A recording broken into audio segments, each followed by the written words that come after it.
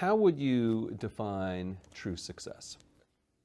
Well, I've said many times that if you get to be 65 or 70 and later, and the people that you want to have love you actually do love you, you're a success. I've never seen anybody that reaches that age. I mean, I'm not talking about somebody that's in extreme poverty or pain or something, but I've never seen anybody that, if they have a lot of people that love them, that is other than happy. And I've seen some very, very wealthy people that they give testimonial dinners to and name schools after and everything. And nobody loves them, you know. Their own kids would say, he's in the attic, you know. But he never came. What are, say, 3 pieces of advice you would give to people who are looking to succeed in business? Well, by far the best investment you can make is in yourself. I mean, for example, communication skills. I tell the students that come that they're going to graduate schools and business, and they're learning all these complicated formulas and all that. If they just learn to communicate better, and both in writing and in person, they increase their value at least 50%. And, I mean, if you can't communicate, somebody says, you know, it's like winking at a girl in the dark. Nothing happens, you know, basically. And you have to be able to get forth your ideas, and that's relatively easy. I did it myself with the Dale Carnegie course. Some people wish I'd taken a shorter course now in terms of my talking later on, but it's just hugely important. And if you invest in yourself, nobody can take it away from you. I mean, the second thing, which I'll get a certain criticism for not living it, but I do tell those students, you know, that if I gave you a car and it'd be the only car you get in the rest of your life, you take care of it like you can't believe. Any scratch, you'd fix that moment. You read the owner's manual, you keep a garage and do all these things, and you get exactly one mind and one body in this world. And you can't start taking care of it when you're 50. By that time, you'll have rusted out if you haven't done anything. So you should really make sure that you just remember that you just got one mind and body to get through life with and to do the most with it. What about life advice? Well, life advice is, you know, the most important thing, aside from the things I've talked about already, is really who you associate with. You want to associate with people that are better than you are. I mean, basically, you'll go in the direction of the people that you associate with, and you want to have the right heroes.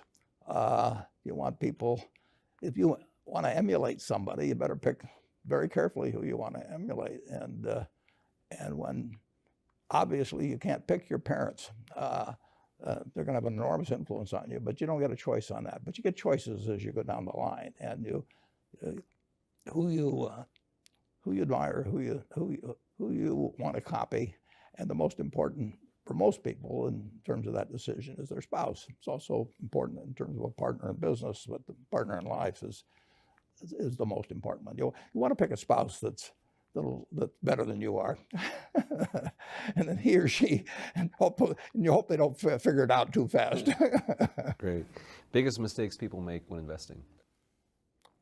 Well, they try to, they just don't realize that all you have to do is just buy a cross-section of America and then never listen to people like me or read the papers or do anything subsequently. They think that because you can trade, you should trade. You buy a farm, you buy an apartment house, you can't resell it tomorrow, and you know the cost of moving around. Now you get something handed to you, liquidity, you know, which is instant. You can sell, and the cost of doing it are pennies, you know, compared to other kinds of investment activity. So because they can so easily move around, they do move around, and moving around is not smarter than investing. You have a pretty cool morning routine regarding what you have for breakfast and how prosperous you feel. What is that? Well, I now actually send somebody over to McDonald's usually to get me something. since the publicity I got from earlier describing my habits at McDonald's, I now have somebody go in the office, but that was more for entertainment value. I actually eat exactly what I like to eat. If I liked it on my 6th birthday, at my 6th birthday party when we had hot dogs and hamburgers and Coke and ice cream with chocolate, I still like it. And I don't care about anything subsequently. I discovered it all by the time I was 6. if somebody offered me a deal when I was 20 and said, you're going to live 1 year longer, instead of living to 88, you'll live to 89 or whatever it may be, if you eat nothing but broccoli and Brussels sprouts and onions and all these things.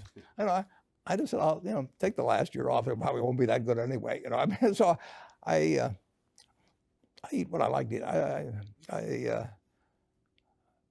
I'm not venturesome in that area. I like how you lumped in onions with broccoli and Brussels sprouts. Well, Never heard that before. I just don't happen to like onions, but no, I don't put them in the same category. Okay. You and George H.W. Bush, I think. Is business school worth it? Depends on the person, much more than it depends on the school. I mean, I wouldn't worry. Some people are going to get a lot out of advanced education, and some people are going to get very little. And I don't even think it's important that every person go to college at all. I mean, we have all kinds of jobs at 70 or so thousand a year, 80,000 a year, that college training is not of use. And I actually was not keen on going to college myself. Yeah, my dad kind of jollied me into it. He could get me to do anything. But if they'd had an SAT test in those days, he would have taken the test for me. but because I knew I could have a good time, and I liked investing, and I didn't really feel I could read the books. So I don't, it's a big commitment to take 4 years, and the cost involved, and maybe the loans involved, and everything. And I think, depending on what your interests are in life, I don't think it's for everybody. I think it's for a lot of people, but there ought to be a reason you're going, and I didn't really see much reason. All right, last question. So lightning round, so there's a few. Do you ever drink water? Only under duress. What is your favorite all-time song, Warren? It's undoubtedly, it's My Way. What about movie? Favorite movie?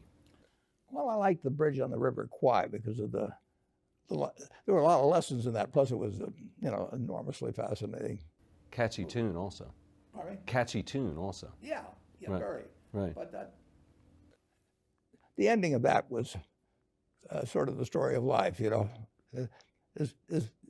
He created the railroad, and did he really want the enemy to come in across it? Got it. Favorite book?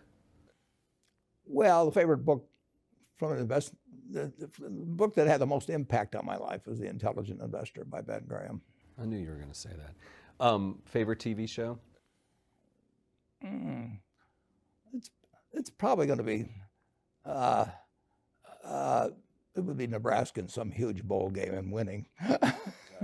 And finally, what do you carry in your wallet, and how much money do you tend to carry around? Well, I probably carry maybe $400. I actually my wife likes to use cash, so I just take home a chunk of cash every now and then she doles it out. She looks at my billfold and sees whether all the hundreds are gone. Sticks a few in there. But, it's pretty simple. And credit cards? I've got an American Express card, which I got in 1964, but I pay cash 98% of the time. If I'm in a restaurant, I always pay cash. It's just easier. Warren Buffett, thanks very much.